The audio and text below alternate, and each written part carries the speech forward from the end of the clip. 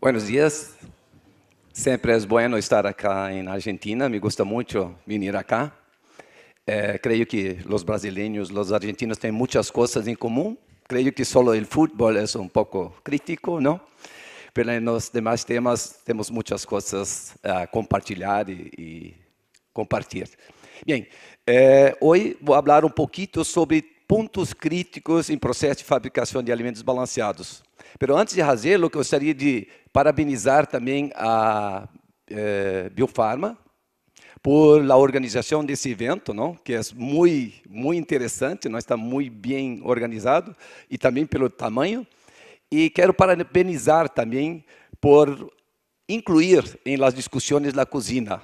Sempre hablo que os primos pobres de las integrações avícolas, suinícolas, somos nós outros que trabalhamos em la cocina. E acá estou falando cocina como a planta de alimentos balanceados. Em geral, não temos muitas oportunidades, então, parabéns também por isto. Bom, ayer hablamos um pouquinho mais de gestão e ferramentas de gestão, etc. e tal, e hoje vamos falar mais diretamente sobre pontos críticos. Pero nós temos mapeado 249 pontos críticos em processo de fabricação de alimentos balanceados, desde a recepção de matérias-primas até o despacho. Portanto, são muitos temas. Então, temos que priorizar esses temas para abordá-los. E, por isso, vamos falar sobretudo sobre efeitos esperados. Depois vou explicar o que são efeitos esperados, qual é a diferença entre efeito e causa. Ok? É uma forma importante de priorizar os pontos críticos, porque não podemos atacá-los todos ao mesmo tempo. E antes de começar tenho que pedir perdão por o portunhol, não? Então, vai se quedar um pouco crítico isto, ok? Bom, talvez a primeira pergunta que sempre devemos fazer para nós outros e todas as pessoas que entram para trabalhar na planta de alimentos balanceados, o que deveríamos entregar? O que é um alimento balanceado bueno? E temos 3 dimensões acá, ou 4, não? A primeira dimensão é nutricional. E as boas práticas, em geral, não abordam esse tema. Por exemplo, se fazemos uma dosificação com erro de fósforo, por exemplo, ou de cálcio, para as boas práticas isso não é um problema, porque não é um risco físico, químico, nem microbiológico. Então, a primeira coisa que deveríamos tentar fazer produzir um alimento nutricionalmente equilibrado, bueno. E como podemos medir isto? Através da proteína que normalmente se utiliza, não? Podemos ter, sempre vamos falar sobre a importância de termos estándares e seguir esses estándares com desvios, não? Então, proteína, por exemplo, cálcio, fósforo, aminoácidos, vitaminas, etc. Temos que garantizar que o alimento chegue com qualidade para os animais nutricionalmente. Devemos também nos preocupar em la planta de alimentos balanceados com os riscos físicos, sem impurezas inorgânicas ou orgânicas, excesso de umidade. Excesso de umidade significa um risco, não?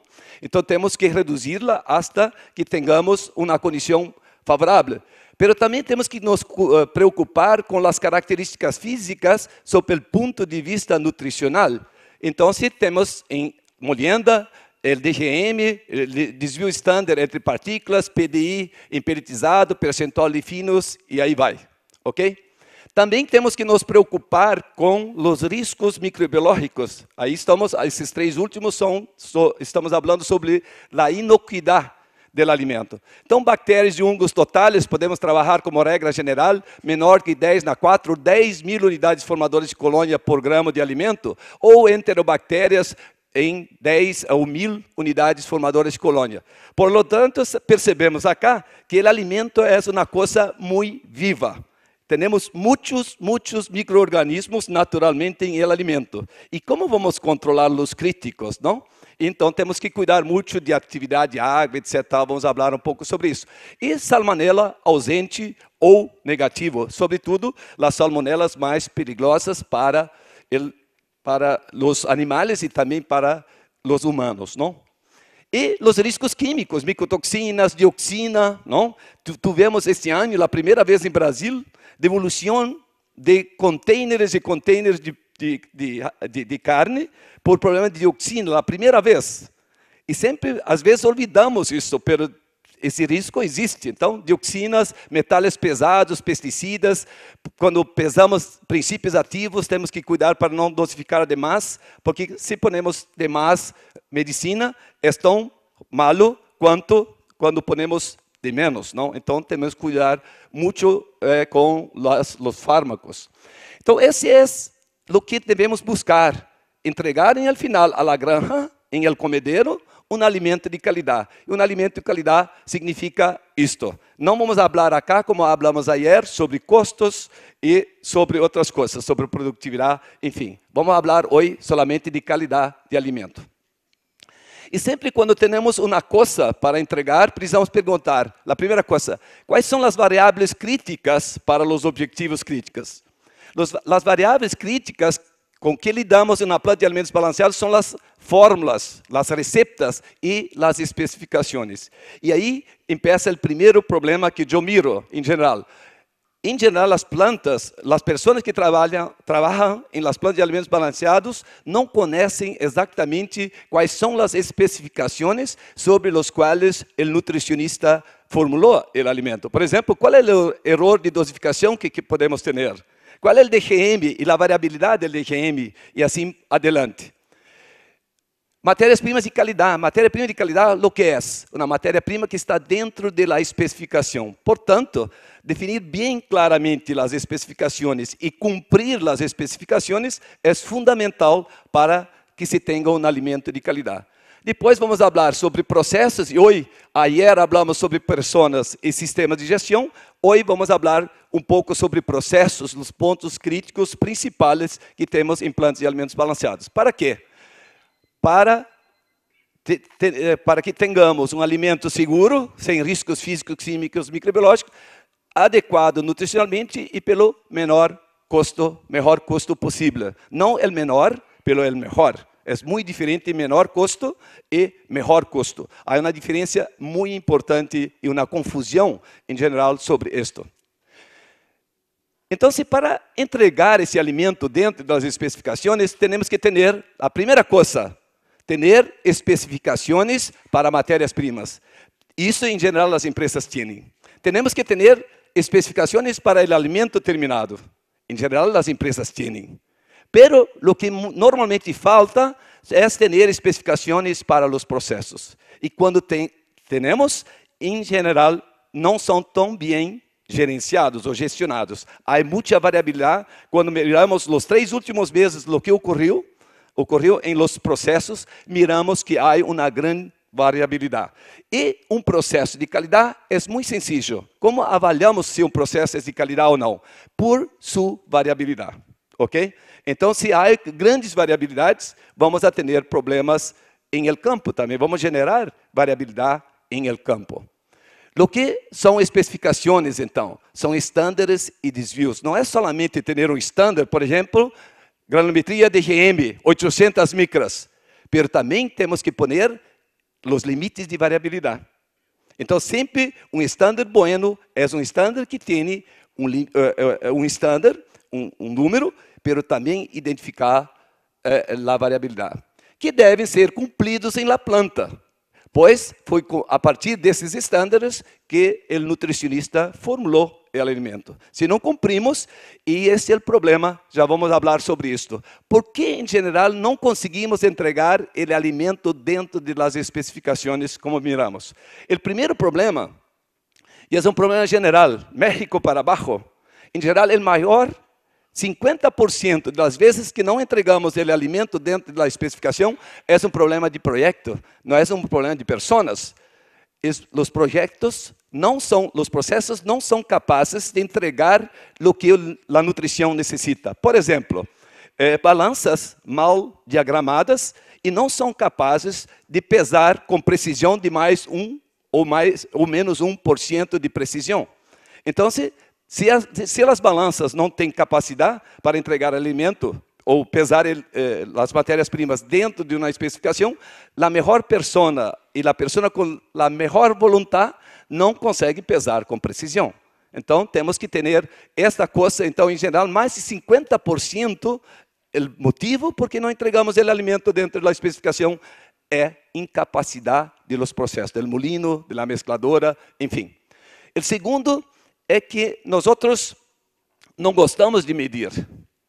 Como falei ayer sobre a produtividade, nós latinos nos gusta fazer as coisas, mas medir, planear, não é muito de nossa parte. Então, temos problemas com indicadores. Usamos poucos indicadores, como já falei, são 249, e todos os indicadores, uma característica que tem que ter uma medida, uma maneira de medirlo. Então, se não medimos, não gestionamos. Então, só gestionamos o que medimos. E só gestionamos bem o que medimos bem. E aí entra uma série de coisas como mostreo, qualidade da representatividade da amostra, capacidade de análise de laboratório e assim adiante. E por que esses dois problemas ocorrem? Em geral, é um problema de equipo. Capacitação técnica. Se queremos nos capacitar em manejo ou em nutrição, há muitas escolas. Mas se queremos aprender algo em nível de terceiro grau, em plantas de alimentos balanceados, só temos duas oportunidades. Kansas e SFT, Swiss Institute of Feed Technology, que é vínculo com o Instituto e a Universidade de St. Gallen.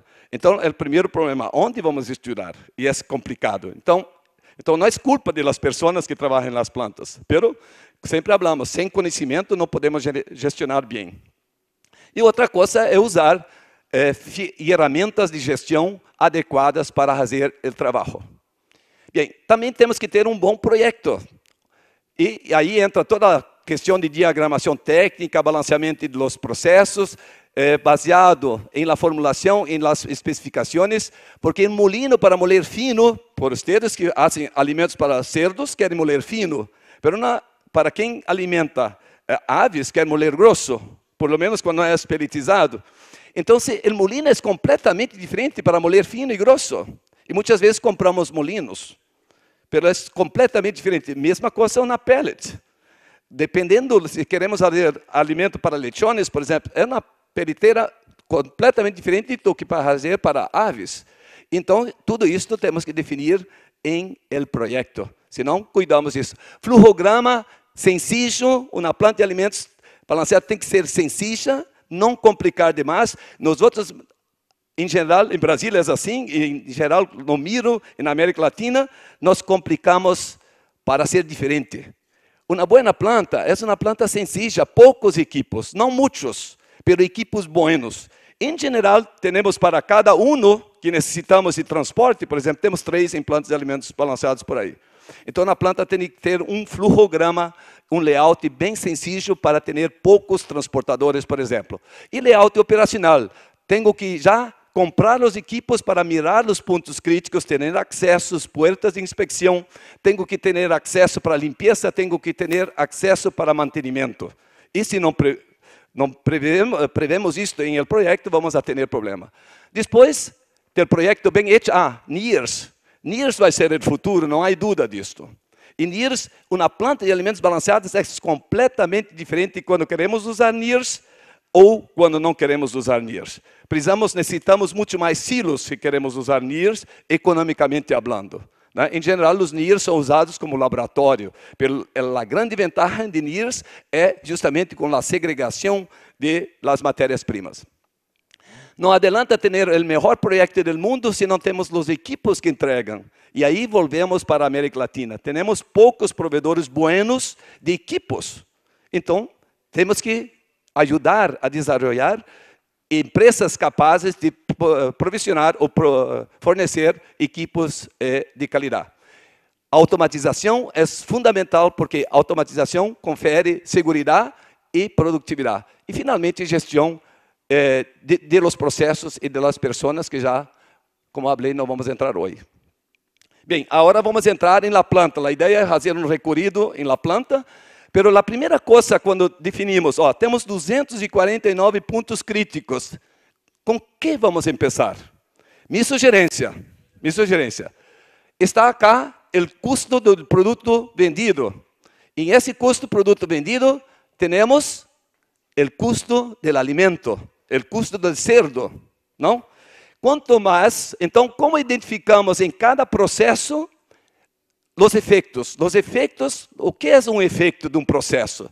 Um efeito é alguma coisa que quando não cumprimos, vamos afetar o resultado, o desempenho animal. Consequentemente, vamos afetar o resultado econômico da empresa. Então, a primeira coisa que temos que fazer para definir pontos críticos, saber quais são os pontos que, quando não cumpridos, vão afetar economicamente a empresa. Então, e estes nós outros chamamos de IC, ou itens de controle, que são os efeitos. Sobre esses efeitos, temos muitas causas. E aí podemos usar o diagrama de Ishikawa, não? Para definir as causas que atuam sobre esses efeitos. Então, pode ser matéria-prima, pode ser máquina, equipamento, pode ser medidas, pode ser meio ambiente, pode ser mão de obra, pode ser método, como fazemos as coisas. E aí, se não cumprimos com os efeitos, necessariamente vamos nos obrigar a estudar as causas. Pero hoje não vamos falar de causas acá, que não vamos ter tempo. Vamos tentar falar sobre os efeitos. Está claro isso? Efeito é algo, se não cumprimos, vai afetar o resultado econômico da empresa, porque o custo do cerdo vai aumentar, cerdo vivo. Então vamos agora tentar fazer o recorrido, pero antes de fazer o recorrido, vamos falar um pouquinho sobre alguns efeitos que afetam todos os processos. Então, não importa se é dosificação, se é molenda, sempre esses aspectos vão estar presentes. O primeiro, mostreo. Tanto o mostreo para a coleta de amostras, não? Então, não só de la matéria-prima quando chega, mas também os processos. Temos que coletar amostras em la planta para evaluar os processos e os efeitos que vamos mapear. O manejo, o manuseio de las muestras e ter um laboratório para termos mínimo, terceiro o próprio, para minimamente termos dados e informações confiáveis. Sem informações confiáveis, não podemos gestionar bem. Então, mostreo seria um tema para 1 hora, 2 horas, mas vamos adelante. Transferências internas. O que são transferências internas? Por exemplo, da tolva de recepção para um silo de armazenagem, de um silo de armazenagem para um silo de dosificação. São as transferências internas. E essas transferências internas têm que ser muito sensíveis em uma planta de alimentos balanceada, porque cada 10 plantas que eu visito, por lo menos 2 encontram matérias-primas mescladas, uma com as outras.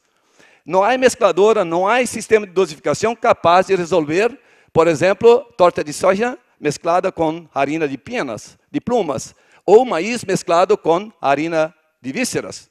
Não há sistema mais. Então, a primeira coisa que temos que garantizar é a integridade das matérias-primas em los ciclos de dosificação. O segundo, manter a integridade. Não podemos dañar as matérias-primas em el transporte ou quando calen muito alto. Não mesclar unas com as outras, não? E não contaminar com materiais estranhos, não contaminar com micro-organismos. Então, temos que ter matérias-primas de qualidade dentro das especificações em cada ciclo de dosificação. Parece simples, mas não é tão simples assim, porque miramos todo o tempo esses problemas. Mira uma planta como esta, ó, esta aqui. A confusão que é impossível. Só rezando muito e creio que não vai resolver.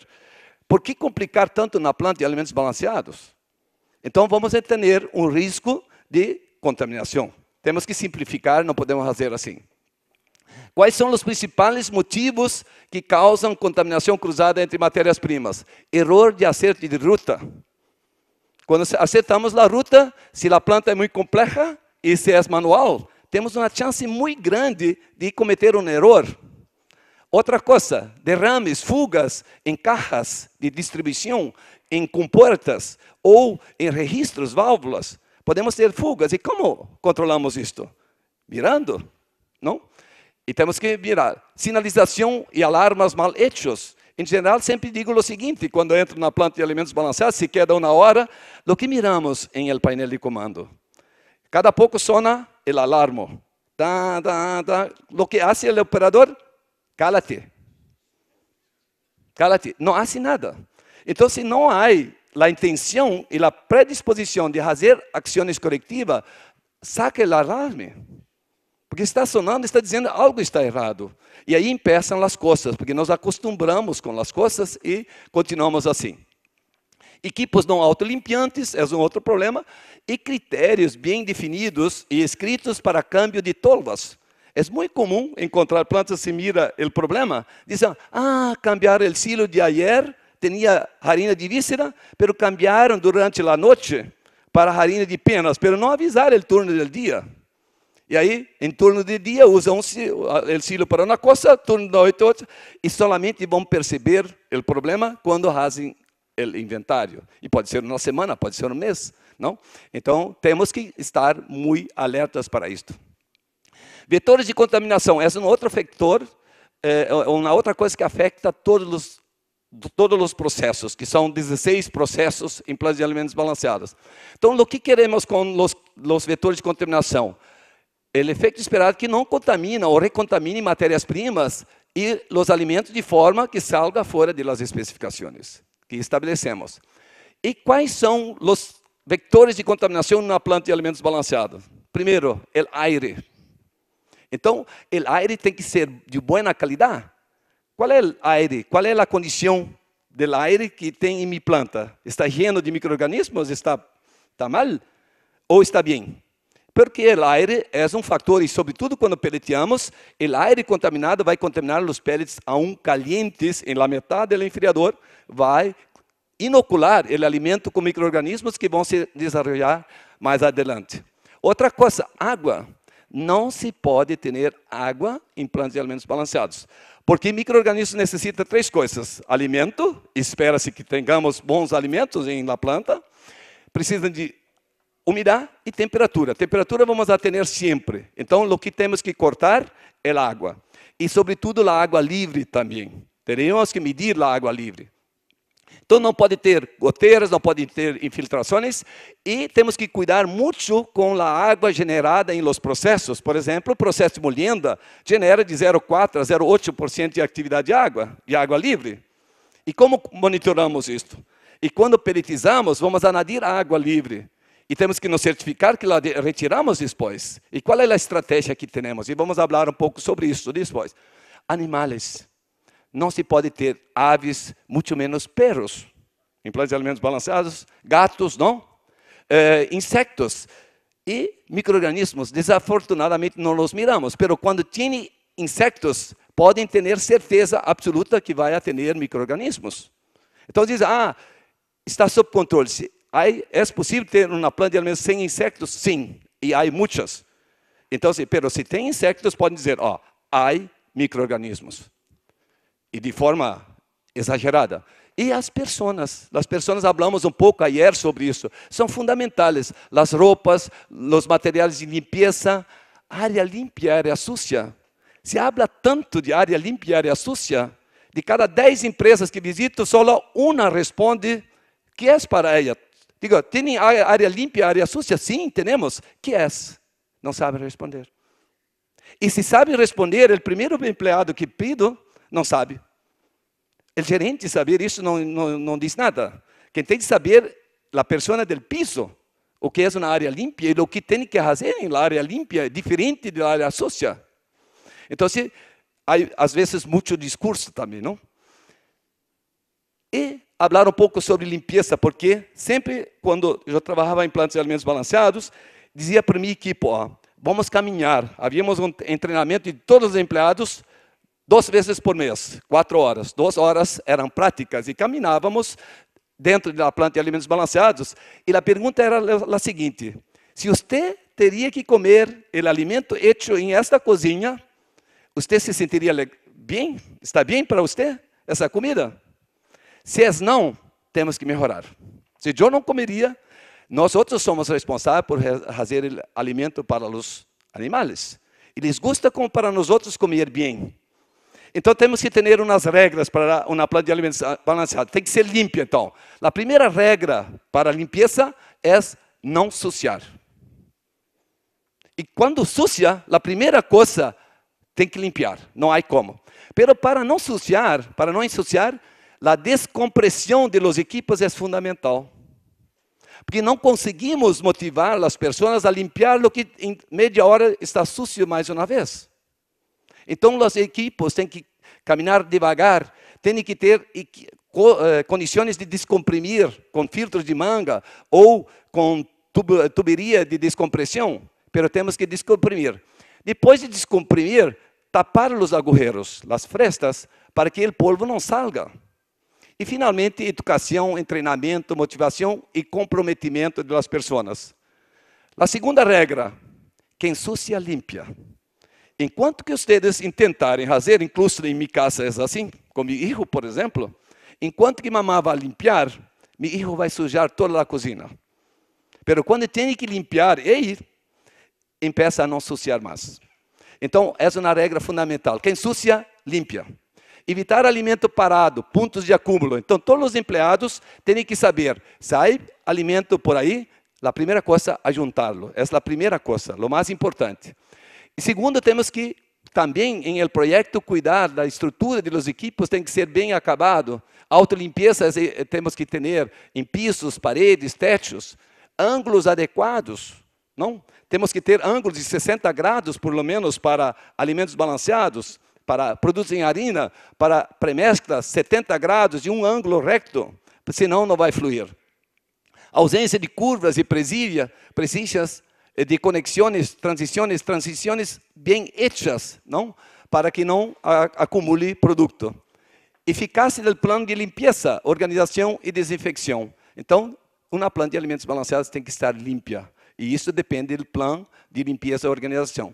E mantenimento tem que ser bem feito. E mantenimento bem feito depende da limpeza. Se não é limpo, não funciona o mantenimento. E fazer o mapeio e solução de limpeza física dos pontos de acúmulo. Então, ou resolvo isto via projeto, ou tenho que limpiá-lo. Porque se não limpo, um ponto de acúmulo, além de ser uma contaminação cruzada, vai ser um ponto de desenvolvimento de micro-organismos. Agora sim, vamos começar com os processos. Agora vamos para dentro da planta. A primeira coisa, recepção e preparação das matérias-primas para uso ou para armazenagem. Primeira coisa, não receber matérias-primas fora das especificações. Segundo, se pode receber matérias-primas fora da especificação? Sim, desde que tenhamos equipos para limpiá-lo ou secar, quando é o caso de umidade. Então, se não se consegue, se não se pode limpar, beneficiar as matérias-primas ou secar, não se deve receber. Em último caso, que já é malo, separar para usar em formas ajustadas. Sempre avisar o nutricionista. Não podemos tentar esconder, como se diz, esconder as coisas. Se possível, classificar matéria-prima para maximizar seu uso.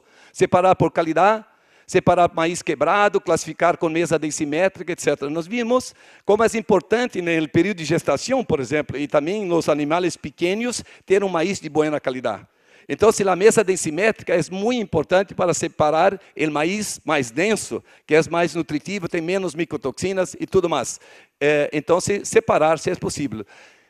O pior que se pode fazer, e às vezes tentamos fazer isto, e isso não é tão incomum, o pior que se pode fazer é tentar enganar os animais, fazendo alimento com matérias-primas fora das especificações.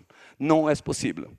Então, se não adianta, quero 1% de polvo ou impurezas no maíz, se pongo 3, o pollo ou o cerdo vai responder. Não há como. Não vai convertir isto. Então, muitas vezes tentamos fazer isso. Não podemos rechazar porque custa plata, as mermas são muito altas, mas a pior coisa é enviar uma coisa não nutricional e aún prejudica para os animais. Esse é o pior cenário que podemos ter, o prejuízo mais grande que podemos ter. Armazenagem de matérias-primas. Então, vamos mirar armazenagem de matérias-primas. Não podemos melhorar matérias-primas durante a armazenagem. Então, o que é? O efeito esperado é manter a qualidade de matérias-primas, manter dentro das especificações. Temos que ter ambiente bueno. Quantas vezes vocês miram quando o maíz que estava 1 mês, 2 meses, 3 meses, miram qual é a se o maíz está dentro de especificação quando entra em auxílio de dosificação? Lo hacen. Então, como sei se está mantenido? Só gerencia o que mido. E só gerencia bem o que mido bem. Então, se eu deixo o maíz ou soja um período em um silo e quando lo saco para usá-lo em la planta, se não mido como está, não estou gerenciando adequadamente. Porque tenho que garantizar que meu sistema de armazenagem seja capaz de manter as especificações que colocamos. E aí poderíamos trabalhar muitos pontos críticos, não vamos entrar acá, vou falar solamente um pouquinho sobre termometria e aeração, que é muito importante, pero todas as outras impurezas, essas charlas, as diapositivas, vocês vão ter depois. O que é importante quando armazenamos granos, estamos agora em armazenagem de granos, é não fazer uma aeração com erro. E como sabemos quando devemos aerar? Essa é a curva psicométrica, por lo menos temos que usar isto. Como sei, por exemplo, medimos a diferença de temperatura do grano, por isso temos que ter termometria, medimos a diferença de temperatura do grano com o ambiente, e aí miramos a diferença cá. Por exemplo, a diferença é 5 graus. Temperatura ambiente, temperatura dos granos. Miro para cá e miro, só posso aerar se estou em la curva, esse rango verde acá. Então, poderia aerar, por exemplo, a entre 50 e 60 umidade relativa do aire. Se não respeito isto, vou piorar as coisas. Vou aumentar as mermas ou, se não, vou anadir água livre para os granos e vou ter problemas. Então, por lo menos, quando manejamos os granos, temos que ter muito cuidado para ter, por lo menos, termometria e aeração. Sobre embolsados, não vou falar muito, mas vou somente recordar. Premezclas ou microingredientes são pontos muito críticos. São muito sensíveis ao aire, à umidade, à luz, à temperatura. Por isso, microingredientes sempre têm que estar cerrados em lugares que não são tão calientes. Então, muito cuidado com os microingredientes. E se usa fármacos, incluso a lei brasileira e as boas práticas recomendam que os fármacos se quedem separados e com acesso restringido para que as pessoas que busquem os fármacos sejam muito conscientes e muito bem treinados. Então, muita atenção para os micros que são tão importantes e fundamentais para o desempenho de los animais. E sempre digo o seguinte, a adição de líquidos, quase em toda a América Latina e também no Brasil, é um caso de polícia. E o tema adição de líquidos é muito complicado. E tudo empieza a la recepção. Então, a la recepção temos que cuidar de algumas coisas. Por exemplo, acá é um aceite ou uma grasa de aves, não? E podemos mirá-lo, sempre vamos a ter partículas sólidas aí. E essas partículas sólidas acidificam e peroxidam muito rápido. Então, precisamos ter filtros para tentar retirar, não? Essas impurezas, tanto para a conservação, quanto para a adição com agujeros. Não há adição de líquidos sem uso de boquillas. Então, para poder usar boquillas, temos que limpar o óleo, a grasa, a la recepção. É como maíz, outras matérias-primas. Tudo tem que ser limpo antes de usar. Assim também. E a sugerência sempre damos é que hagam uma recirculação para que esses produtos não se quedem parados e que o ângulo do tanque de óleo também tenha um ângulo recto e um de 60 graus. E sempre vamos retirar as impurezas e recircular, levá-las para a mescladora, mas também recircular, mas sempre tem que ir para o fundo, porque senão vamos oxidar mais aún. O tubo que vai recircular tem que ir até o fundo do tanque para ter. Então, líquidos empieza tudo a la recepção. Dosificação, rapidito. Pontos críticos. Primeiro é definir o limite de erro de dosificação. E macros, por exemplo, mais menos 1%, e micros, talvez mais menos 0,5%. Então, tenho que definir isto. É muito raro, diria que 5% das plantas, quando me vou e pergunto, como podes me provar que tu sistema de dosificação está bueno? Não sabe. E muitos falam o seguinte, não, nós miramos os inventários, e se tudo se passa bem. Mas quando miramos os inventários, é um promédio. E meu professor de estatística sempre falava o seguinte, estatística de processos, para não olvidar que a média, o promédio, não serve quase para nada. Dizia o seguinte, se tenho minha cabeça em el horno e meu pé em el freezer, a temperatura média de meu corpo pode estar bem, mas estou com problema. E assim é a dosificação. A dosificação temos que medir batelada por batelada, matéria-prima por matéria-prima, temos que evaluar os errores. E temos que ter especificações para cada matéria-prima. Quanto queremos ou quanto vamos tolerar de erro de dosificação. Esses erros de dosificação, não vou entrar muito acá, mas também mais de la metade das plantas que visito não respeitam o menor componente para dosificar. Uma balança não é capaz de dosificar com precisão ou pesar com precisão quando usamos menos que 4% de sua capacidade. Por exemplo, na balança de 100 quilos, se queremos pesar menos de 4 quilos, não vai pesar com precisão. Então, respeitar esse menor componente, ou na balança de 1000 quilos, menos de 40 quilos, não vamos ter precisão. Não há como, não é uma questão de persona ou de automatização, é problema de balança, de sensibilidade do menor componente. Então, a primeira coisa, a diagramação de balanças é muito importante. E não observar o erro de escala. Quanto, por exemplo, na balança de 100 quilos, pesa de 10 em 10 gramas, esta é a escala. E o erro de escala sobre o menor componente, que vou dosificar acá, não deveria ser menos que 0,3%. Então, esse também é um ponto crítico em termos de balança.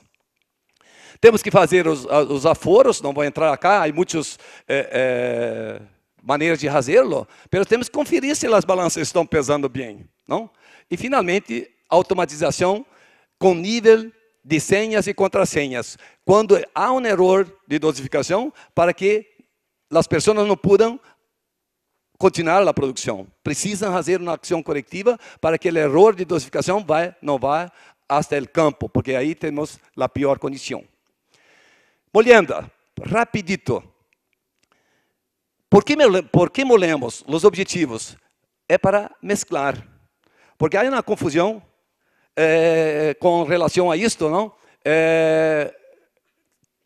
Não podemos mesclar partículas muito diferentes. Para mim, o limite para mesclar é 1.300 micras. Quando passamos de 1.300 micras, vamos a ter problemas, muita dificuldade para mesclar e uma desmescla muito importante. Então, molemos para melhorar o processo de mesclado e pelletização. O promédio de partículas, então, 500 a 700 micras, e em função da digestibilidade ou da digestão. Vamos falar, e temos também motivos mercadológicos. Então, vamos falar sobre como medimos os efeitos. O efeito esperado é a redução da granometria. Como medimos? Através de DGM em micras, não? E DPG, que é a dispersão entre tamanho de partículas. Então, o DGM é mais ou menos o promédio acá. Ó. DGM é mais ou menos o promédio entre as partículas. E o DPG é a dispersão que vamos a ter. E essa dispersão medimos em sigmas, que é a maneira que medimos os processos através de sigmas, quanto é o desvio em sigmas. E, finalmente, temperatura. Não podemos incrementar a temperatura, porque temperatura muito alta, quando incrementamos muito a temperatura em el processo de molienda, vamos a ter muita atividade de água. E também um risco em regiões frias, como é acá, de condensação. Então, na prática, não podemos ter condensação em la noria, em el sítio de dosificação. É a maneira prática de verificar isto. Ou medir a temperatura do produto que entra na câmara de molienda e o produto que sai da câmara de molienda. E aí tem as dúvidas e desafios. Para cerdos não é tão complicado. Há, por lo que percebo, tanto em Brasília, em geral, não há muita dúvida sobre qual é a granometria adequada para cerdos. Em geral, se usa para lechones 350 a 450 micras e cerdos mais grandes de 450 a 650 micras. Mais ou menos são os limites que miro por aí. Então, são essas, seria a especificação e os limites. Mais menos 50 micras, então sempre estamos trabalhando que o desvio deveria ser isto. Aves, então não vamos entrar muito aqui, porque estamos falando de cerdos, porém em aves e para ruminantes, rapidito. Há uma tendência em Brasil de reduzir mais a granometria para ruminantes hoje, mas aún trabalhamos com um estándar de 600 a 700 micras. Alimento peletizado, o problema é o seguinte, quando peletizamos para aves, temos que moler grosso de um lado, pero vamos a ter problemas de qualidade de peles. E aí há um problema, esse conflito, e aí temos opções aí de 500, 700 micras, mesmo para pojos, para aves, 850 mil e 100 micras e 700 a 800 micras. Então, temos que elegir. Temos que definir o estándar e temos que seguir um. Pero como os cerdos não tem problema, molemos abaixo de 500 micras, não há, exatamente, abaixo de 600, 650 micras, não há conflito com a peletização. Outros pontos críticos em la bolienda, o mostreo, o local e a frequência. Então, em geral, nós precisamos mostrear 2 vezes por semana. Aliás, mostrar e fazer a análise em laboratório 2 vezes por semana. Porque a granometria aumenta à medida que o martillo gasta. Quando o martillo gasta, se aleja da criba e começa a moler mais grosso. Isso é um processo que conhecemos, então é uma causa normal. Pero se precisamos mirar com mais frequência para mirar se não houve uma ruptura da criba ou um deplaceamento da criba, para que não afetemos a granometria. Então, essa medição temos que fazer com mais frequência, uma vez por turno, cada 2 horas, alguma coisa assim. Evaluação, laboratório, então já falei sobre isso 2 a 3 vezes por semana e em el campo mais frequente. Pessoas treinadas, motivadas e comprometidas, porque em geral, quando há problemas, quando miramos nos últimos 3 meses a granometria, quando existe, há muita variabilidade. Então, em geral, percebemos que o problema é de pessoas que não fazem a ação corretiva quando têm que fazê-la. E limpeza e organização da célula, que é muito importante. Mescla e adição de líquidos. Nunca deveríamos comprar equipos, deveríamos comprar processos. Quando compramos uma mescladora, deveríamos comprar 3 coisas. Qualidade de mesclado, coeficiente de variação em Brasil e na Europa, em geral, se usa 5%. E, em geral, Kansas recomenda isso, menor igual a 10%. Evoluir 2 vezes por ano. Há uma polêmica em relação ao traçador, porque hoje não temos um traçador capaz de evoluir com precisão um CV de mescladoras, por vários motivos, não vamos entrar aqui em porquê, mas temos que evoluir. Para mim, eu recomendo fazer com microtracer, com aminoácido e com manganeso, mas podem usar outras coisas. Mas temos que fazer, mas todos têm um problema. Em relação à contaminação cruzada, não pode ter fuga em la mescladora, porque fuga significa que as partículas pequenas vão para o fundo, e se tem onde fugar, vão fugar e não se mesclam mais. Isso é um problema nutricional, porque as vitaminas, os microminerais se vão e não se mesclam mais. E outra coisa é que se usamos um fármaco na medicina, também temos o risco químico acá. E, da mesma forma, o residual de fundo não pode ser muito alto. E a regra europeia pede que não seja maior que 0,2%. Então, podemos medir isso também para evitar contaminação cruzada e também para que esses microingredientes não se quedem no fundo e, assim, provoque também um problema nutricional. Requisitos de instalação. A terra é fundamental em uma mescladora. Temos que ter uma boa terra e a medição, a especificação é menor que 3 ohms. Porque quando a mescladora gira, genera eletrostaticidade. E muitos microingredientes, todos os minerais, são sensíveis a essa força eletrostática. Então, temos que reduzi-la para que não haja, porque o que ocorre com essa força eletrostática? Segura os microingredientes e os minerais, e quando o peso, enquanto que o peso não é maior que a força de atração, se quedam pegadas. Então, pega, cai. Pega, cai, o que significa, enquanto estão pegados, não estão mesclando. E por isso vamos a ter problemas com esses produtos. Bom, mesclado, então, regras de tempo, rapidito. É um ponto crítico. Então, uma coisa é as características ou os requisitos da mescladora, depois, tierra, instalación, y el otro punto crítico, cómo manejamos los tiempos. Nós temos 6 tiempos adequados ou mapeados para uma buena mezcla. E acá temos o tempo 1, 2, que é a adição de macros. Primeiro, o tempo 1, é a primeira coisa que temos que fazer. O tempo 2 é a adição de microingredientes, logo em seguida. Depois, mescla seca. Depois, adição de líquida, mescla úmida. E, finalmente, descarga da mescladora. E esse tempo de mescla seca é o tempo mais importante. Há um paradigma em toda a América Latina, incluso em Brasil. Todos pensam que o tempo 5 tem que ser maior que o tempo 2, 3. Não é verdade. O que é mais difícil de mesclar são partículas pequenas. E os líquidos tentam reduzir a fluidez desses microingredientes e capturá-los. Por isso, a mescla seca é fundamental. E onde veio essa regra de 60 segundos? Porque a SFT, em Suíça, presta serviço e analisa as mescladoras. E todas as mescladoras, de anos e anos analisados, todas as mescladoras melhoram o CV hasta 60 segundos. Em geral, hasta 90 segundos. Então, a mescla seca é fundamental, é um ponto crítico. Adição de líquidos rápido, porque já o tempo já está terminando, então, pesagem adequada. Como sabemos se está bem mesclado? Em la prática, não pode ter grúmulos, porque grumos significa muita concentração de líquido e capturação de microingredientes. Então, se um animal come um grúmulo, come muita energia ou muito aminoácido com microingredientes. Então, não pode. E também, a mescladora não pode estar sucia. Se a mescladora está sucia como esta, e não como esta, é sinal que temos problemas de injeção de líquido, então, em la prática, sem entrar em muita teoria cá. E o efeito esperado é temos que medir extrato etéreo, por exemplo. Não formar grumos e não ensuciar a mescladora. Já falei. Vamos. Então, alguns requisitos, pontos críticos. Mescladora não é adequada para mesclar líquidos. Então, o máximo que se pode pôr na mescladora, 5%. Se queremos peletizar, máximo 1%. Depende do acondicionador. Poderíamos entrar acá. Então, há uma série de regras. Uma boa filtragem, porque senão não podemos usar as boquilhas.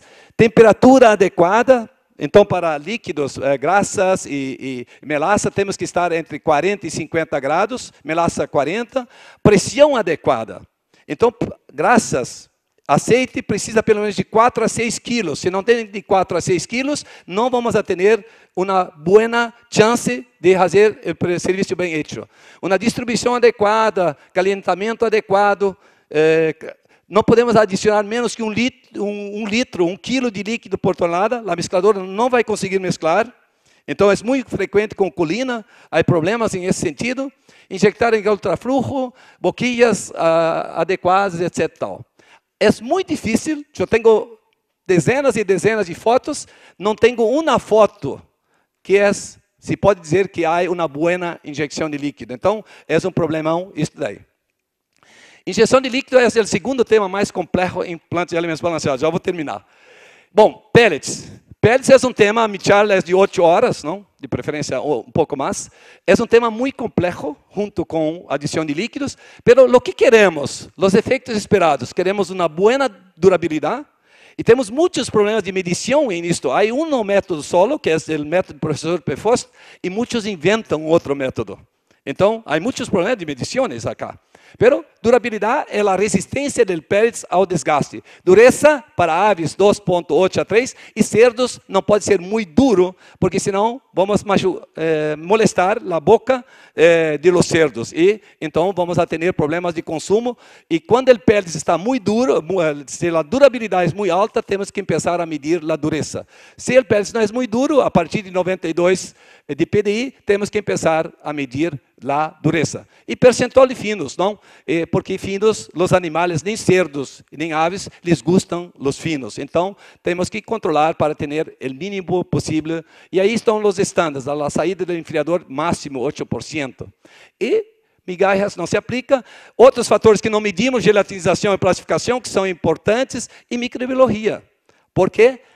Pelletização é um triplo PCC, a condicionadora é um triplo PCC. E temos um outro PCC em HACCP, a saída do enfriador. Já vamos falar disso. Então, temos aqui os estándares para bactérias totales, etc. Condicionador para alto contenido de almidão não serve para lechones, mas serve para os demais cerdos. Alto 40 a 60 segundos. temperatura arriba de 80 não serve para lechones e a água é fundamental para ter pellets de qualidade. E o enfriamento é fundamental. Como medimos? Enfriamento máximo, diferença de temperatura pellets ambiente 8 graus e secagem. Umidade livre, máximo 0,65%, aliás, 0,65% como estándar, máximo 0,7%. E deveríamos medir a atividade de água em pellets, porque é muito importante, porque não há uma correlação tão exata entre umidade total e atividade de água. E a atividade de água é muito importante controlá-la, porque essa é a água que está disponível para os micro-organismos. E não podemos recontaminar os pellets com aire sucio. Então, aí temos uma coisa muito, muito importante em pelletização, que é o enfriamento e secado.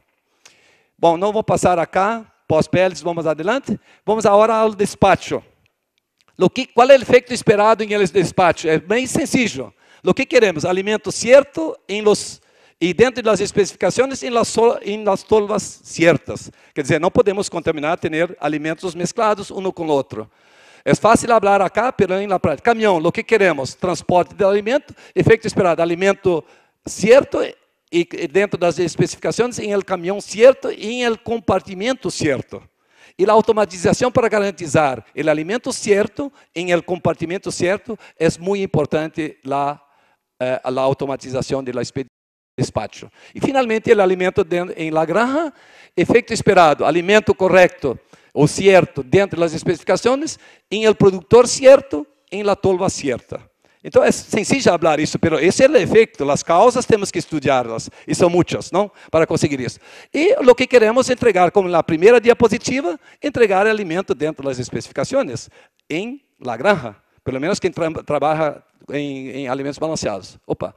Então, finalizando, fazer alimento não é tão difícil, mas fazê-lo bem é um pouco mais complicado. Não é suficiente ter conhecimento, devemos aplicá-lo, isso é um problema que temos. Sabemos 5S, sabemos tudo, mas não lo praticamos. Por quê? Não serve somente inspecionar, qualidade se produz se não se controla. Todo se inicia com o projeto, não se pode gestionar o impossível, se o projeto não é possível, não permite, não é possível. Equipo, pessoas involucradas e comprometidas, fazer as coisas cientificamente e, finalmente, nós outros, como todos os clientes, sempre vão ser mais exigentes e não há como fugir disto. Então, temos que ter um controle de pontos críticos, evitar a contaminação cruzada, ter traçabilidade, segurança versus automatização mínima. Então, perdona-me a pressa, pero era isto que tinha preparado. Gracias. He visto en la presentación que la dosificación óptima para de aceite para aves es el 5%.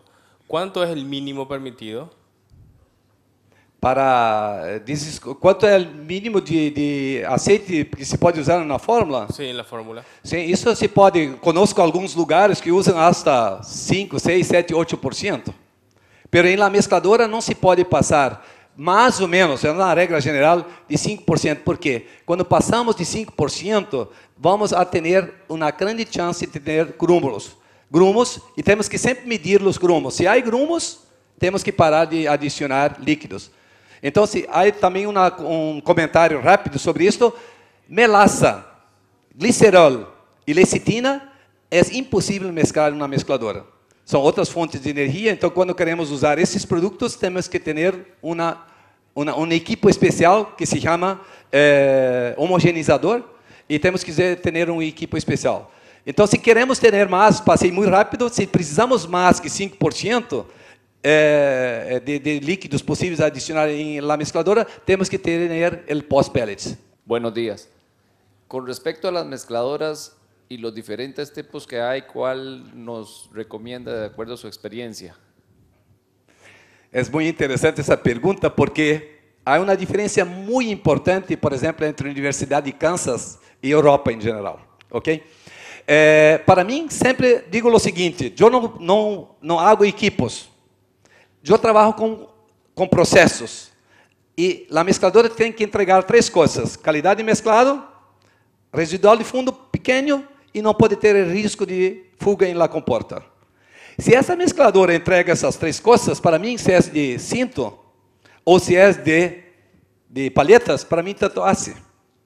Pero, qual é a tendência? Por exemplo, se falamos com o professor Benke, da Universidade de Kansas, vai dizer para vocês, se quedam lejos de mescladoras e paletas. Quando vamos para a Europa, eu estive agora em La Feira de Victon, que é uma feira que recomendo para quem quer aprender coisas e mirar as tendências de plantas e alimentos balanceados em el mundo. Cada 3 anos tem essa feira em Alemanha ou Holanda. E em junho deste ano tivemos a feira allá e me fui, estuve allá e miramos o seguinte na Europa: todas as mescladoras que estavam expostas em esta feira eram de palhetas. Porque, e para mim, se me pergunta o seguinte, volto a dizer o seguinte: o que quero? O que processo precisa entregar de la forma mais sencilla possível. Então, perguntaria, qual é a mescladora mais sencilla? De palheta, um eje, 2 ejes, ou um eje e com doble cinto? Eu compraria a mais sencilla. E essa mais sencilla seria uma de palhetas, um eje com palhetas, que é mais sencilla de limpar, etc. Tal. Pero não há tempo acá, pero temos que cuidar porque temos que manejar-la diferente um pouco que uma mescladora de cintos.